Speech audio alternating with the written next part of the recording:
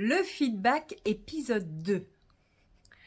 Je vais vous partager dans cette vidéo la méthode et nous aurons une troisième vidéo finalement pour recevoir du feedback et savoir le transformer en action pour soi-même. Donc comme vous l'avez peut-être vu dans le premier épisode, il y a un principe fondamental quand on donne du feedback, c'est de ne pas parler de l'identité. Donc tout le challenge repose sur je dois modifier les tu es, vous êtes, tu n'es pas, vous n'êtes pas en quand tu fais, quand tu ne fais pas, quand vous faites, quand vous ne faites pas. Donc je vais devoir me poser pour réfléchir quels sont les comportements finalement que je veux que la personne modifie et je vais changer ma façon d'en parler. On ne mesure pas assez le poids des mots.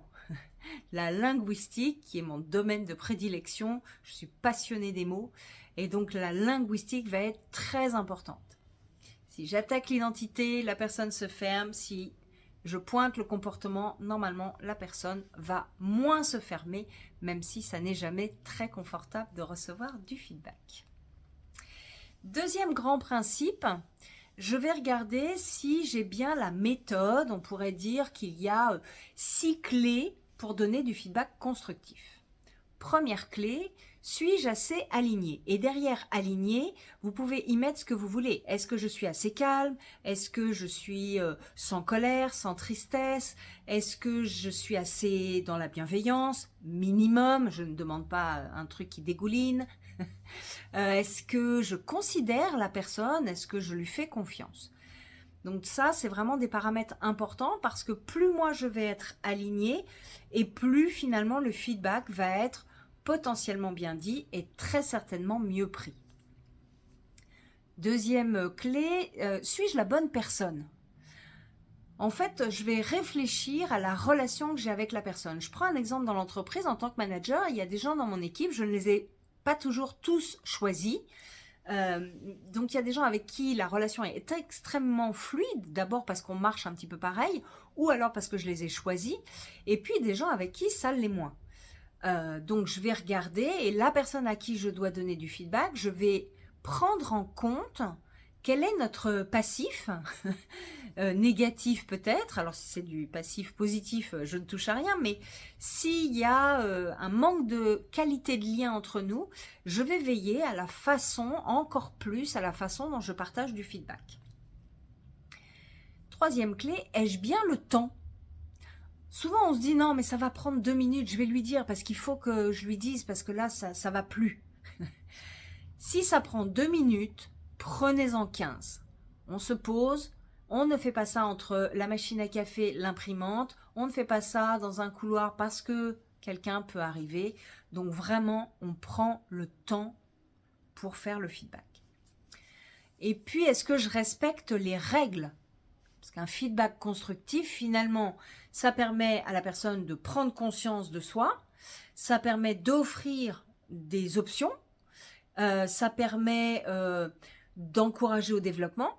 Et puis, un bon feedback ne rebondit pas sur les justifications.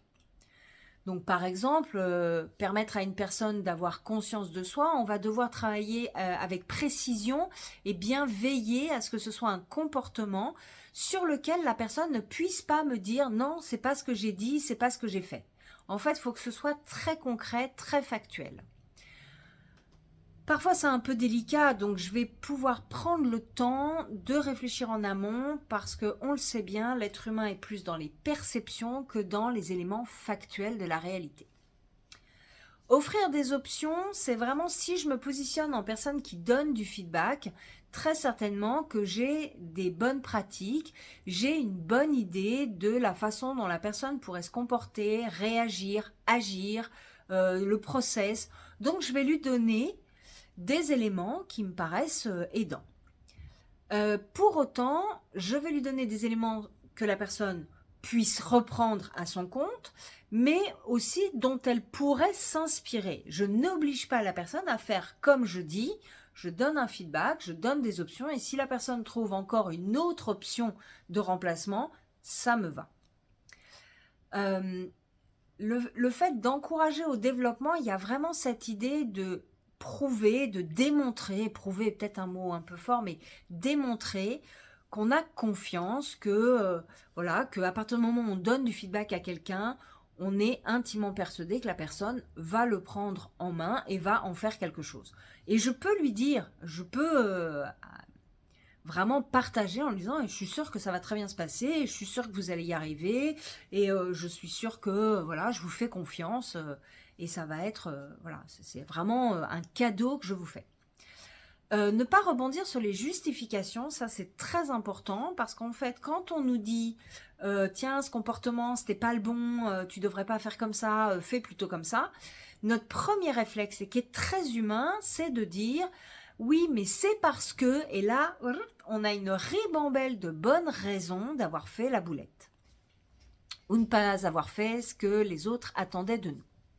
Donc, vous pouvez écouter la personne et vous pouvez écouter ses justifications, surtout ne pas rebondir, laisser la personne aller jusqu'au bout de son propos. Une fois qu'elle a terminé, de lui dire « Je comprends parfaitement les raisons qui ont fait que ce comportement était là. Maintenant, ce que je te demande, c'est de s'orienter vers le futur, s'orienter vers un autre comportement et de voir ensemble comment tu pourrais modifier pour la prochaine fois. » Si je ne réponds pas aux justifications, normalement, c'est juste de l'écoute et ça se passe très très bien. Et puis, ai-je bien la méthode ? Beaucoup d'entre vous ont certainement entendu parler du feedback sandwich. Je ne trouve pas l'appellation très élégante, mais ça veut bien dire ce que ça veut dire. Une tranche de positif, une tranche de négatif à améliorer et à nouveau une tranche de positif. Et comme dans tout sandwich qui est pratique à manger, il faut que le pain et l'intérieur soient équilibrés, qu'il n'y en ait pas trop à l'intérieur ou qu'il y ait trop de pain pour rien à l'intérieur. Donc en fait, ce qui veut dire que dans notre feedback, on va veiller à ce que la première tranche de positif et la dernière tranche de positif, ainsi que la tranche de négatif à améliorer, soient équilibrées. Donc en fait, ce qui peut être intéressant, c'est de se dire, ok, je fais un truc positif, un truc négatif, et je finis par un engagement au développement et je montre ma confiance. Ou alors, si j'ai plus de choses négatives à dire à quelqu'un, je vais faire plus de positif au départ, du négatif au milieu, et puis à nouveau engager au développement la personne et lui dire que je lui fais confiance dans le fait de continuer à bosser sur le sujet. Certains managers me disent « Non, mais là, ça fait 12 boulettes que la personne me fait dans la semaine, je n'en peux plus. » Et à chaque fois, je leur dis « Alors, vous allez devoir trouver 12 choses positives à lui partager. » Donc souvent, j'ai des temps d'arrêt, le manager me dit « Ah ben, il n'y a pas. » Alors, on fait des choix.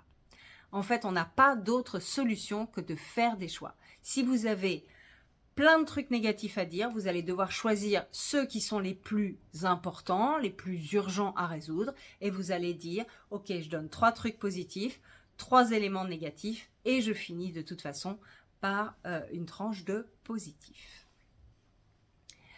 Donc du coup, je peux vous donner 2 exemples. Exemple avec un enfant. Par exemple, je peux lui dire, je vois que le matin, tu te lèves de mieux en mieux, on est de plus en plus à l'heure pour aller à l'école, sans s'énerver, c'est super. En revanche, j'aimerais que tu ranges ta chambre un peu plus. Je lui fais une proposition et donc je te propose, quand tu retires tes vêtements le soir, tu les mets directement dans la panière qui est devant ta chambre et comme ça, tu t'avances sur le rangement de la chambre. Et je finis par une tranche de positif en lui disant « Et je suis sûre que tu vas y arriver, je te fais confiance, je ne reviens pas vers toi, on en reparle dans une semaine. » Deuxième exemple dans le management, je peux dire à quelqu'un « Je trouve que les présentations que vous faites, elles sont vraiment de mieux en mieux. Les 2 derniers dossiers que vous m'avez présentés, ils étaient super travaillés et vraiment bien meilleurs que les précédents, donc vraiment ça s'améliore, c'est super. En revanche, je trouve que dans vos présentations, face au CODIR ou face à notre équipe, vous parlez encore un peu vite et du coup, ça déroule un programme un peu tendu pour nous. Donc, j'aimerais que vous preniez, je donne une option, vous preniez plus de respiration, vous parliez plus lentement, que vous preniez plus votre temps. Et je finis par une touche de positif en lui disant Et je suis sûre qu'ainsi, on aura toute votre plus-value et qu'on verra votre compétence dans le domaine, puisqu'on part du principe que si quelqu'un est recruté dans un poste, il en a toute la compétence. Dernier élément, et peut-être pas des moindres, d'être très authentique dans les points positifs. Parfois, j'ai des gens qui me disent « Oui, mais c'est pas facile, j'ai peur que la personne me dise « Ouais, mais tu me dis ça pour me faire plaisir. » Alors, effectivement, oui, on dit ça pour faire plaisir. Hein. Il y a pas, je dis pas ça pour embêter. Quand je donne un feedback positif, idéalement, j'aimerais que la personne se dise « Ah, super !» Donc oui, on peut dire aux personnes « Bah oui, c'est pour faire plaisir », au bon sens du terme. Mais je dois vraiment être authentique. Donc, dire des points positifs sans en être complètement convaincu, ce serait contre-productif. Donc, vous devez peut-être travailler plus fortement les points positifs pour pouvoir avoir un feedback constructif sur les points négatifs. Je vous souhaite plein de feedback et je vous dis à bientôt.